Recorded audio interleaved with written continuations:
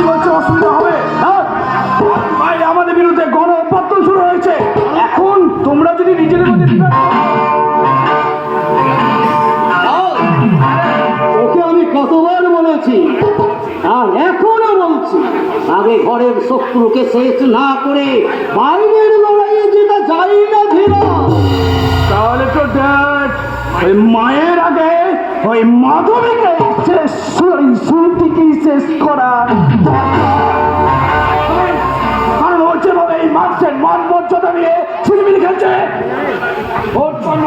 ওর জন্যই আমরা কালীবাবুকে অপমানিত হয়ে বাড়ি নিয়ে আসতে বাধ্য হয়েছিলাম। তাতে আগামী দিনে আমাদের চলার পথ অন্ধকমুক্ত করতে ওই পথের কাঁটাটাকে উপড়ে দাও।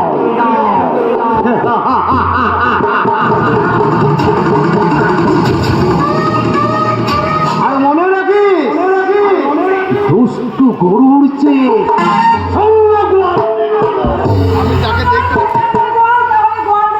আমি যাকে দেখছি তাকে বলছি একটা গান করবো, তাহলে গোয়ালে আগুন লাগাবার ব্যবস্থাটা তুই করছিস না? না, আমি করেছি। শয়তানি মেয়ে, তোর জন্য আমরা এই কালীবাবুকে অপমানিত হয়ে বাড়ি নিয়ে এসেছে, তোর জন্য।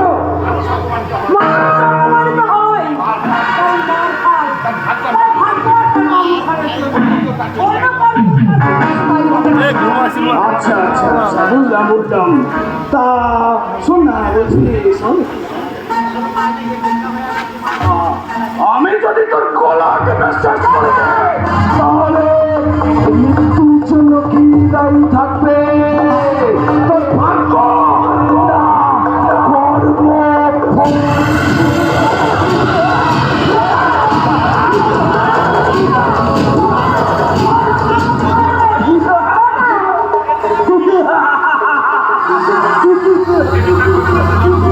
বিচার করবে দেশের জনগণ, আপনি আর আমি না। তার মানে এই সুন্দর ছবিটা কালকে নিউজ পেপারে প্রথম পাতা ছাপা হবে। সেটা দেখি জনগণ ঠিক করবে এটা সুইটি দেবী ভাগ্য না কর্মফল, নাকি আপনার দুর্ভাগ্য আর কুকর্মের ফল। এই ছবি দেওয়ালে ছাপানোর আগে তোমাকে আমি পোস্টার করে দেওয়ালে তুমি বুঝতে ভুলে গেছো, এটা একটা বাড়ি নয়, এটা একটা শয়তানের সাইবার ক্যাফে।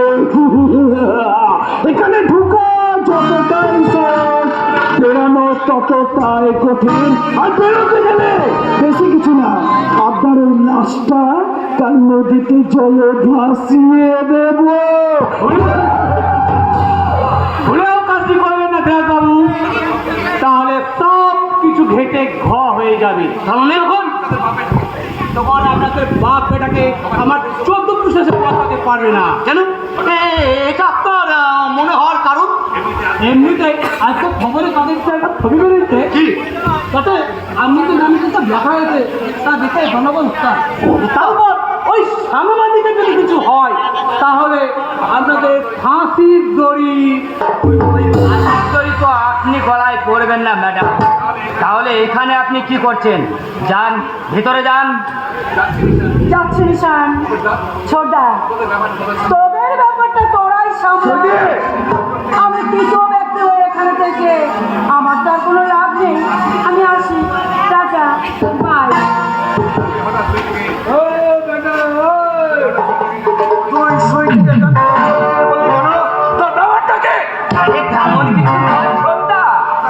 আপনাদের মতো বড়দের মাঝে বাড়ি ছোটরা মেয়েরা না থাকাই ভালো, তাতে সাক্ষীর ভাগটা একটু কম হয়ে যায়। মন্দ বলেছি, কিন্তু সবাই সাংবাদিকের বাচ্চাটা কি করা যায়? কিচ্ছু করবার চেষ্টা করবেন না, কিচ্ছু করবার চেষ্টা শুনলেন না? ওই দারোগা বাবা আমাকে শুনলেন না? এ দেশে না সব কিছুই কেমন ঘেটে একদম ঘা হয়ে গেছে। মানে তুমি আমাদের মাথার উপর ভূতের নাচ নৃত্য নাচবে আর আমরা তাই বসে বসে অভিযোগ করবো?